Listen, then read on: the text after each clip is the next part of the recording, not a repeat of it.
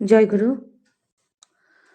জয়গুরু, সুপ্রভাত। আজ মঙ্গলবার ২৬শে মার্চ সাল ২০২৪। অনলাইন উপস্থিত প্রত্যেককে জানায় আমার আনন্দিত জয়গুরু ও যথাযোগ্য স্থানে ভক্তিপূর্ণ প্রণাম ও ভালোবাসা। শ্রী শ্রী ঠাকুর বলেছেন, সব মতই সাধনা বিস্তারের জন্য, তবে তা নানা প্রকারের হতে পারে। যার যতটুকু বিস্তারে যা হয় তাই অনুভূতি জ্ঞান, তাই ধর্ম অনুভূতির ওপর।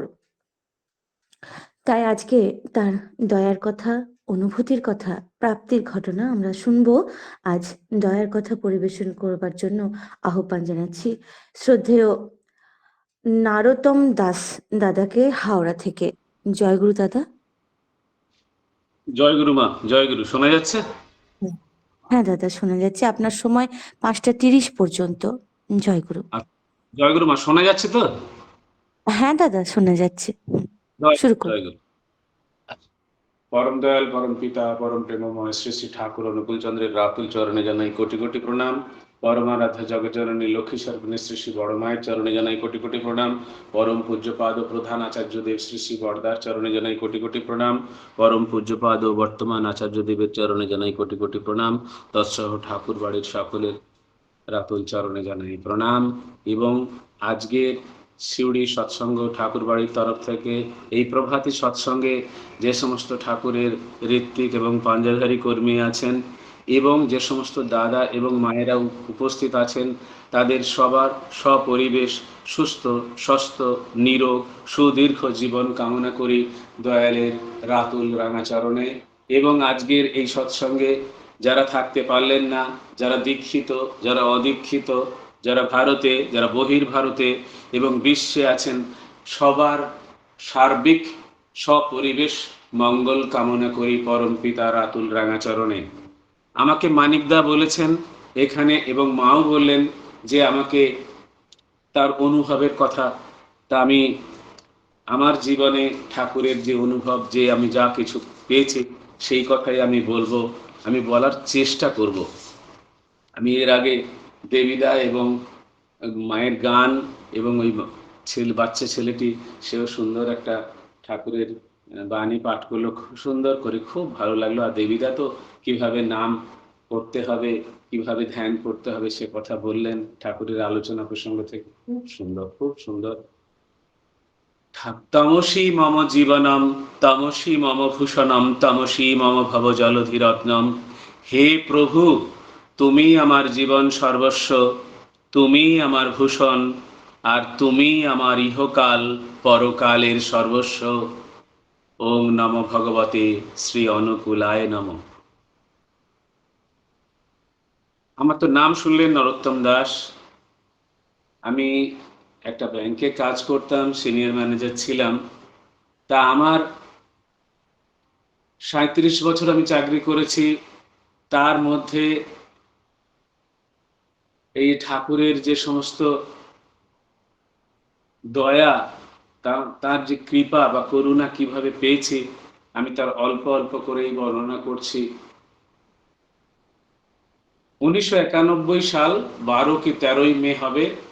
আমি তখন হাওড়ায় বি গার্ডেনে কাছে আমাদের একটা ব্রাঞ্চ ছিল, আমি ব্যাংক অফ বরোদায় ছিলাম।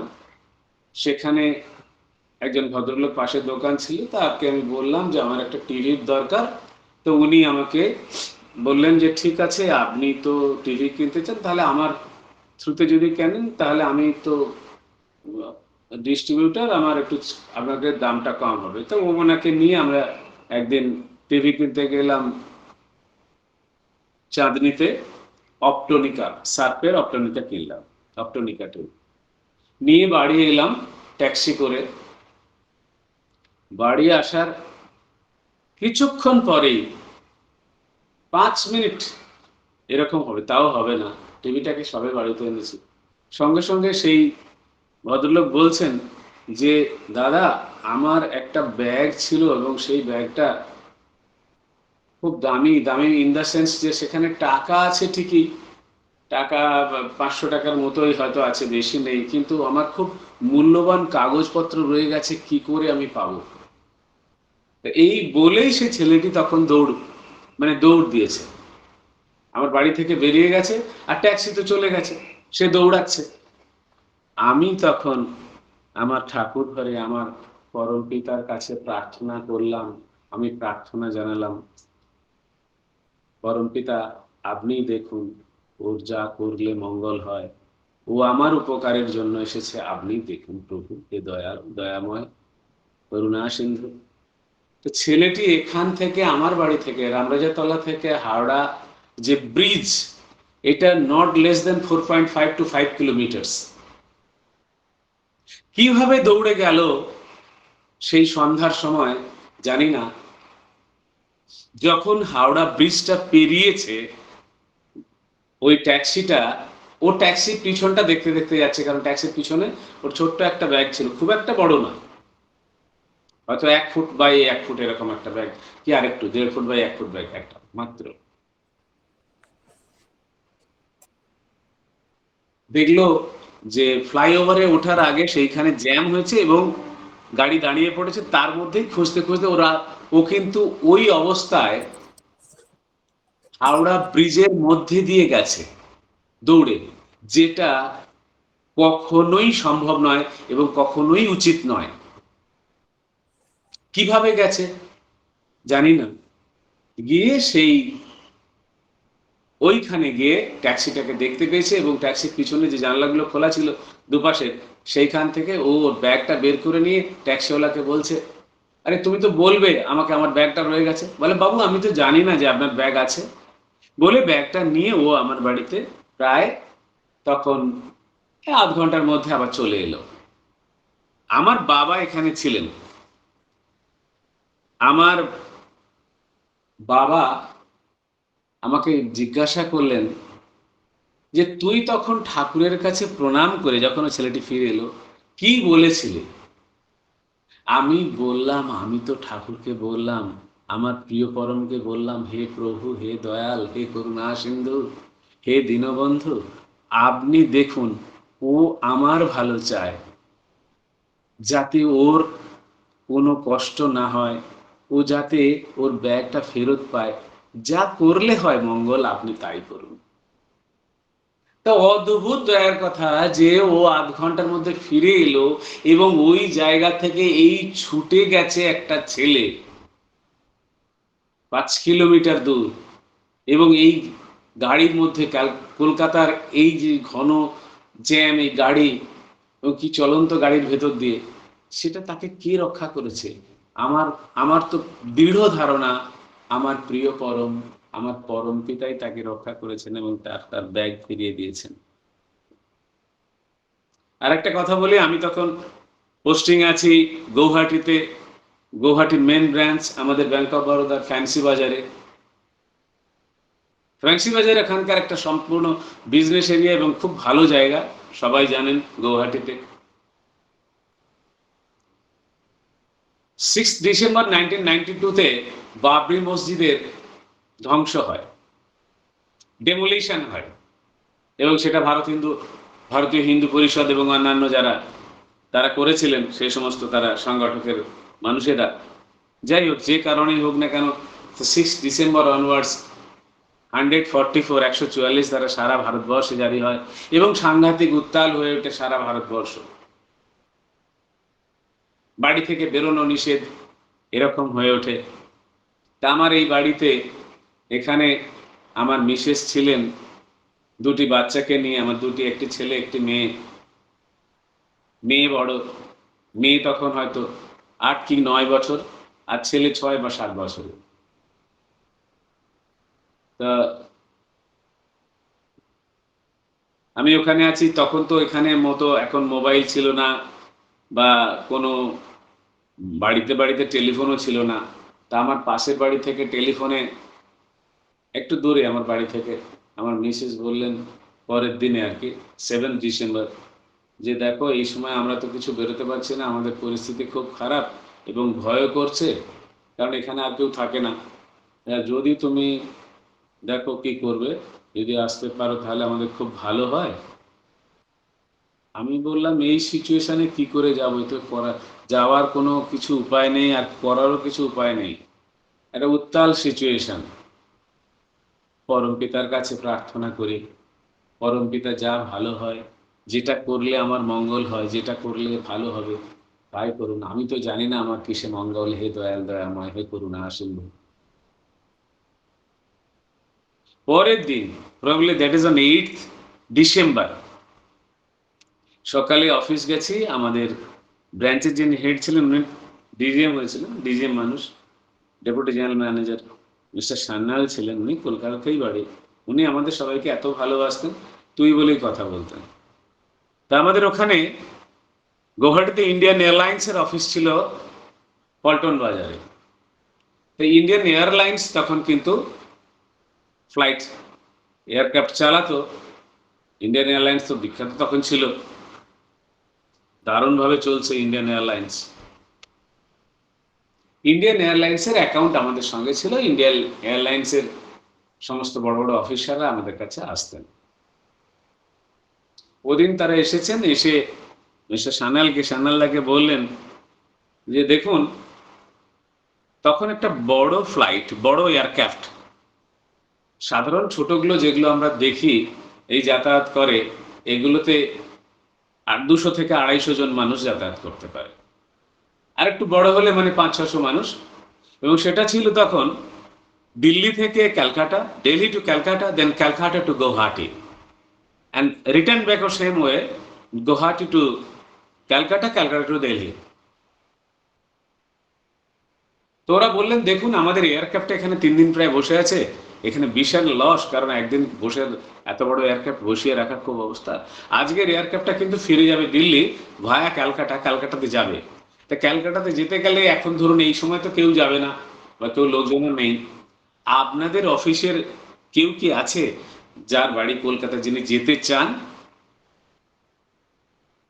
মানে এই হচ্ছে পরম পিতার করুণা। পরম দয়াল যদি চান, কি না হয়, কি না ঘটে, we can't imagine even. It's really miracle. তখন আমাকে মিস্টার সান্যাল বললেন, সান্যালদা এই শোন, তুই কি বাড়ি যাবি? বল, তোর মুখ চোখ দেখে মনে হচ্ছে তোর শরীর মনটা ভালো নেই। আমি যেতে চাই, কিন্তু কি করে যাব? আর আপনি এখানে অফিস এই অবস্থায় আমাকে ছাড়বেন ভাই কি করে? অফিসের তো কম আছে, সবসময় তো কম থাকে। বললো না ঠিক আছে, আমি ম্যানেজ করে দেবো, আমি তোর জায়গায় কাজ করে দেবো। মানে এত ভালো মানুষ, যে এত ফ্লেক্সিবিলিটি, যে আমি তোর কাজ আমি করে দেবো, চিন্তার কিছু নেই, আমার টেবিলে বসে যা বা তোর টেবিলে বসে। তখন বললো তুই একা যাবি, আরেকজন দেখি। তা আরেকজন মনোরঞ্জন দা বলে আরেকজন ছিলেন, আমার সিনিয়র মেয়ে দাদা, তো ওনার বাড়ি হচ্ছে শ্রীরামপুরে। বললেন ঠিক আছে, তোরা যদি দুজন যেতে চাস আমি তাহলে বলে দিচ্ছি, আর তোদের টিকিট ওনারাই করে দেবেন। তখন 888 টাকা টিকিট ছিল। বলো ঠিক আছে যা।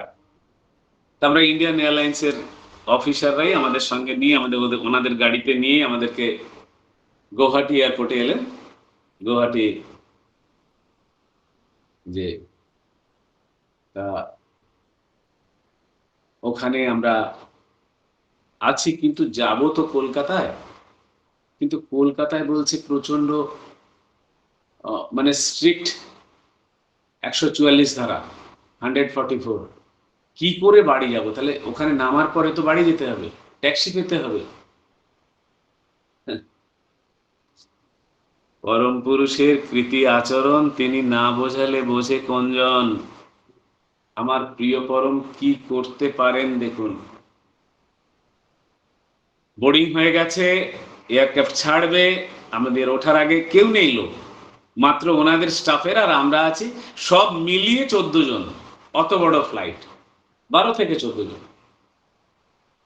হঠাৎ ওখানে গোপীনাথ বরদলৈ ইন্টারন্যাশনাল এয়ারপোর্টে বসে আছি, টিভিতে দেখছি, দেখাচ্ছে যে কলকাতায়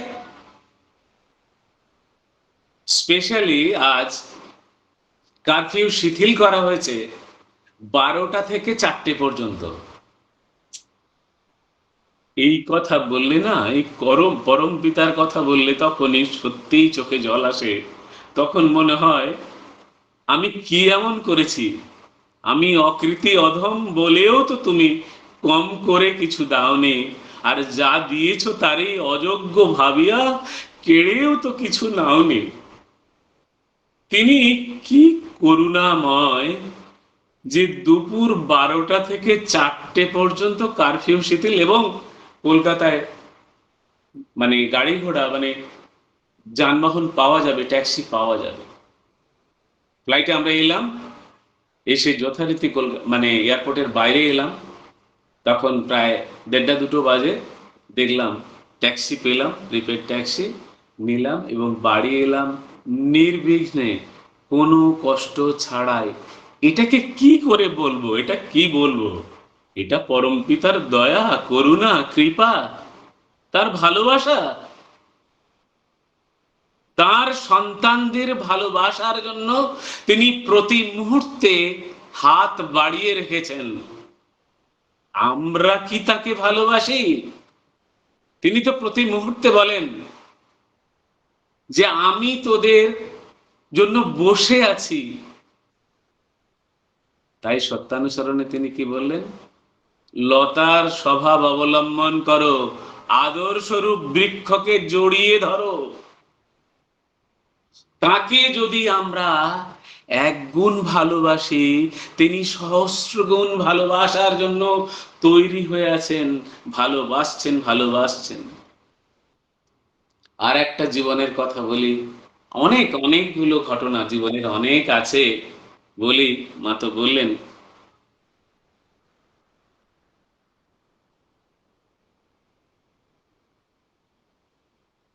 আমাকে অনেকদিন আগে, আমি তখন ব্যাংক অফ বরোদা ভবানীপুর ব্রাঞ্চে আছি, আমি সিবিআই এর এক উচ্চপদস্থ অফিসার, তিনি রিটায়ার্ড, তার একটা পেনশনের ব্যাপারে কিছু একটা প্রবলেম ছিল, তা সেইখানে তার এরিয়ার বাকি ছিল, সেটা আমি করে দিই এবং তার এরিয়ার পাওয়া যায়। তিনি এরিয়ার লাভ করেন 1 মাসের মধ্যে, এবং সেটা সেন্ট্রাল গভর্নমেন্টের যে পেনশন, সেন্ট্রাল সিভিল পেনশন, সেটা দিল্লিতে মহিম ভবনে লিখতে হয়। যাই হোক, আমি সেটা করে ওনার ব্যবস্থা করতে উনি টাকাটা পেলেন।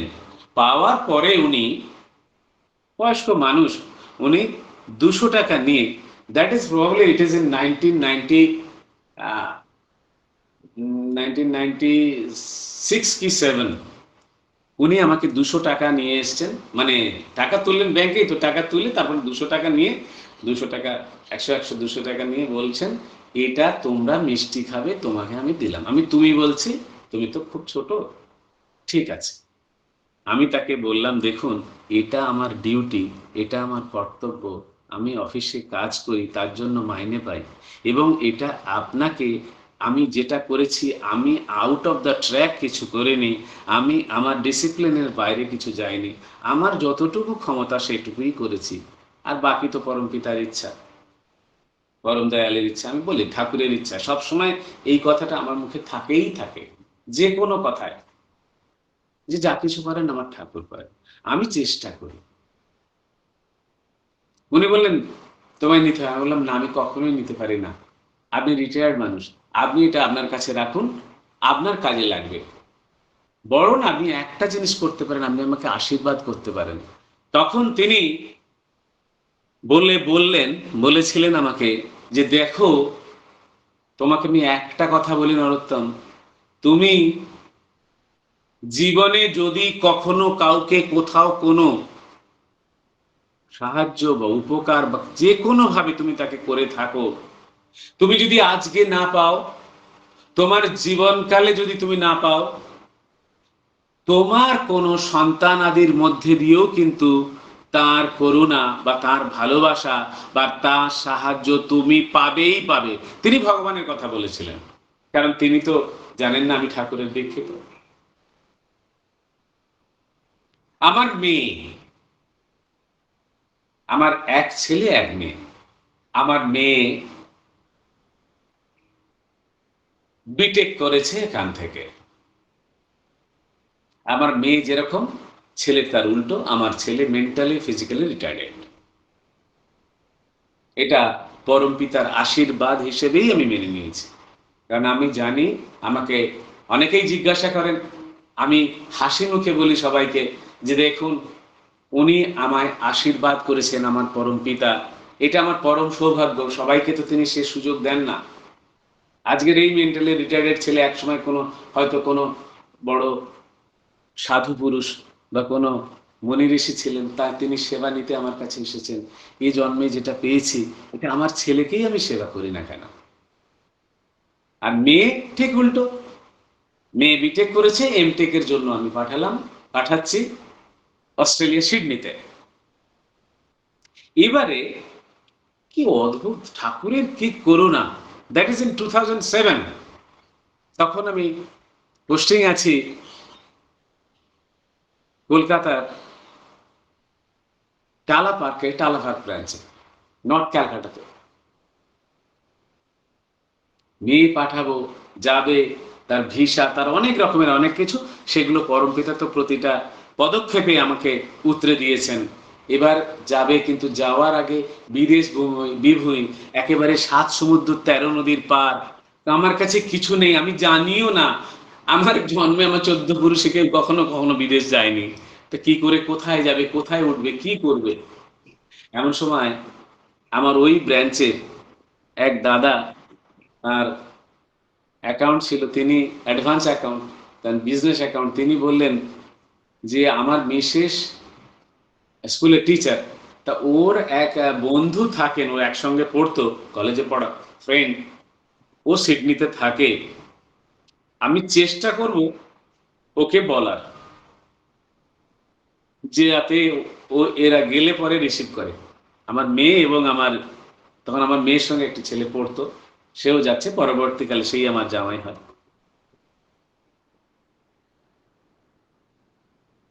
এবারে আমি তো এখান থেকে পাঠিয়ে দিলাম। সেই যে ভদ্রলোক বলেছিলেন, যিনি সিবিআই বড় অফিসার, যে করুণা পাবেন, কৃপা পাবেন, তার আশীর্বাদ পাবেন, তিনি আপনাকে কোথায়, কোনভাবে, কিভাবে সাহায্য করবেন আপনি জানেন না। আমার মেয়ে অস্ট্রেলিয়ার সিডনিতে নামলো, তখন বোধহয় সন্ধ্যা 6টা কি রকম হবে। সেখানে এই যে মাটি, এই মায়ের যে বন্ধু, তার ভালো নাম আমি জানি না, তাকে ডাক নামে উতুদা বলে, সেই উতুদা তিনি গাড়ি নিয়ে এসেছিলেন। এসে আমার ওই ছেলেকে, মানে মেয়েকে এবং ওই ছেলেকে, দ্যাট ইজ জামাইকে, ওদের দুজনকে তার বাড়িতে তিনি তুলেছিলেন। আমি এখান থেকে যদিও ওদের রেজিস্ট্রি করেই পাঠিয়ে দিয়েছিলাম। বিদেশে দুজনে একই সঙ্গে পড়তে যাচ্ছে।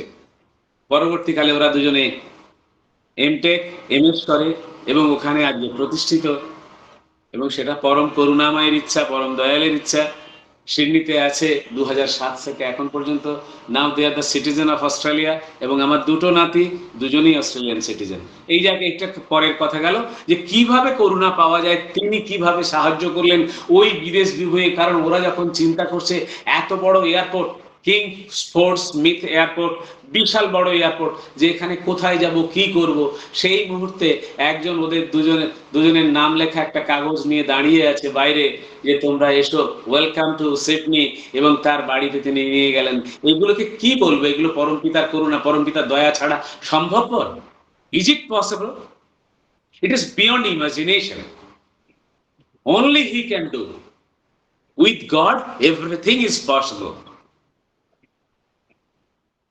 এই হচ্ছে পরম পিতা, পরম করুণাময়ের ইচ্ছা।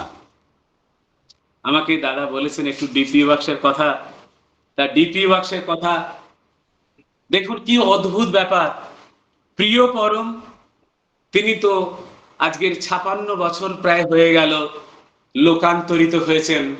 তার যে পার্থিব দেহ আমাদের কাছে নেই, কিন্তু তিনি আরো আরো বেশি হয়ে, আরো বেশি জীবন্ত হয়ে আমাদের মধ্যে আছেন, আমাদের প্রত্যেকের হৃদয়ে আছেন, প্রতি মুহূর্তে আছেন। তাকে যারা অনুভব করে, তারা তাকে বুঝতে পারে। তাই তিনি বলেছেন, যার যেমন ভাব তার তেমন লাভ। যে যেমন ভাবে ভাবিত তিনি তেমন ভাবে তাকে ধরা দেন, তার কাছে আসেন, তার অনুভবে, তার স্মৃতিতে, তার ভালোবাসায়, তার প্রতি মুহূর্তে, জীবনের প্রতি ঘটনায়, প্রতি জীবনের প্রতিটা পরতে পরতে তিনি তাকে সাহায্য করেন। তার কাছে তিনি তো রেডি হয়ে আছেন, তিনি যে বাবা, তিনি যে সকলের বাবা। তাই পিপি বাক্সে দেখুন, তার পরবর্তী প্রজন্ম পূজ্যপাদ ও শ্রী শ্রী বড়দা তখন এলেন। বড়দা এসে যুগোপযোগী তিনি বললেন যে তারপরে ঠাকুরের মন্দির, প্রচুর মন্দির করতে হবে। বড়দার সময় এলো মন্দিরের এক উত্তাল আবেদন, উত্তাল নেশা, প্রচুর মন্দির হলো সারা ভারতবর্ষে। এলেন পূজ্যপাদ শ্রী শ্রী দাদা, তার সময় তিনি বললেন 3.5 কোটির দীক্ষা। সেই দীক্ষা নিয়ে তিনি মেতে উঠলেন এবং সেই সময় দীক্ষার জোয়ার এলো, প্রচুর দীক্ষা, দীক্ষিত হলো। আর বর্তমান আচার্যদেব তার পঞ্চম, চতুর্থ এবং পঞ্চম প্রজন্মে তারা বললেন এখন করতে হবে ডিপি ওয়ার্কস। এই যে পরবর্তীকালে, কারণ আচার্যদেব তো মানেই ঠাকুরের শ্রীমুখ, তারা যখন যা বলেন, তাদের যা নির্দেশ বা নিদেশ, সেটা আমাদের অবশ্যই পালনীয়, অবশ্যই করণীয়। এবং তারা এখন বলেছেন, অবিন দাদা এবং দাদা পূজ্যপাদ আচার্যদেব, যে ডিপি ওয়ার্কসের কাজ করতে হবে। এক সময় যারা আমাদের সঙ্গে ছিলেন, কিন্তু কোনো কারণে তারা এই করোনার বাজারে বা কোনো সময় তারা থাকতে পারেননি, তারা হয়তো ঠিক মতো ইষ্টবৃত্তি পাঠাতে পারেননি, তারা যোগযুক্ত হতে পারেননি। আসুন সবাই মিলে আমরা তাদের সঙ্গে আবার পুনরায় যোগাযোগ স্থাপন করি, আমার প্রিয় পরমের সঙ্গে তাদের যোগাযোগ ঘটানোর ব্যবস্থা করি, এবং সেটার জন্যই এই ডিপি ওয়ার্কসের কাজ। আর এই ডিপি ওয়ার্কসের কাজে অপরিসীম পরিশ্রম করেছেন, অক্লান্ত পরিশ্রম করেছেন পূজ্যপাদ শ্রী শ্রী অবিন্দ দাদা, তার কোনো তুলনা নেই।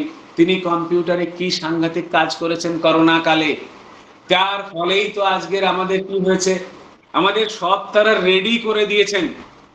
ফিলান্থ্রপি অফিস এবং আমাদের একটা ডিপি ওয়ার্কসের একটা অ্যাপস তৈরি করে দিয়েছেন, যেখানে তারা আমাদের শর্ট লিস্ট করে দিয়েছেন যে এই শর্ট লিস্ট তোমাদের ডিস্ট্রিক্ট ওয়াইজ ভাগ করে দিলাম, এবং সেই ডিস্ট্রিক্টের মানুষরা তারা তাদের আবার থানা ওয়াইজ বা ব্লক ওয়াইজ সেই নামগুলো তারা পাচ্ছেন।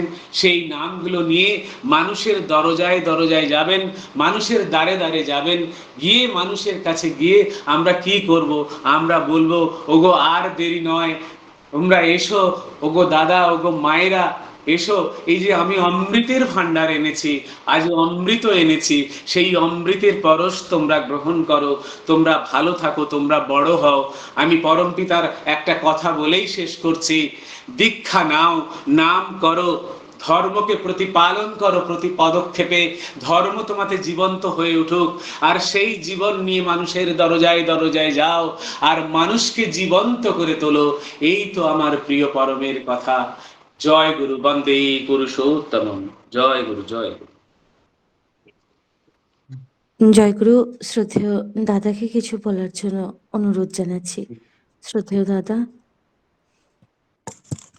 জয়গুরু। পরম প্রেমময় শ্রী শ্রী ঠাকুরের আজ অপূর্ব কথা শুনে নিলাম নরোত্তম দাস দাদার কাছ থেকে। নাম অনুযায়ী কর্ম মনে হচ্ছে যেন একেবারে বিচ্ছুরিত হচ্ছে। নরদের শ্রেষ্ঠ নরোত্তম, তিনি তার জীবন দিয়ে উপলব্ধি করেছেন প্রতি মর্মে মর্মে পরমপিতা কিভাবে তাকে রক্ষা করে চলেছেন। আর এই বাস্তব অভিজ্ঞতার কথা কোনো বইয়ে পুস্তকে পাওয়া যাবে না। এটি আচার্যদেবের নির্দেশ যে তোমরা ব্যক্তিগত জীবনের অভিজ্ঞতার কথা শেয়ার করবে। খুব সুন্দর বিভিন্ন দিক তুলে ধরলেন, লাস্টে ডিপি ওয়ার্কের কথাও বললেন। আমরা সকলেই সমৃদ্ধ হলাম, উদ্বুদ্ধ হলাম, অনুপ্রাণিত হলাম। পরমপিতার রাতুল চরণে আমরা সকলে মিলে আপনার সার্বিক কল্যাণ প্রার্থনা করব। আপনি সুখে শান্তিতে আনন্দে ভরপুর হয়ে থাকুন, বিধাতাকে মাথায় নিয়ে সারাটি জীবন সপরিবার সপরিবেশ দীর্ঘায়ু নিরোগ জীবন লাভ করুন। আমাদের মাঝে রোজ যুক্ত থাকুন দুবেলা নাম ধ্যান মহাযজ্ঞে। আর মাঝে মাঝে আপনার আরো আরো ঘটনার কথা শোনার ইচ্ছা থাকলো পরমপিতার কাছে পুনরায় সার্বিক মঙ্গল প্রার্থনা জানাই। ভালো থাকবেন দাদা, জয়গুরু। জয় গুরু দাদা, জয় গুরু। আপনারা সবাই ভালো থাকবেন।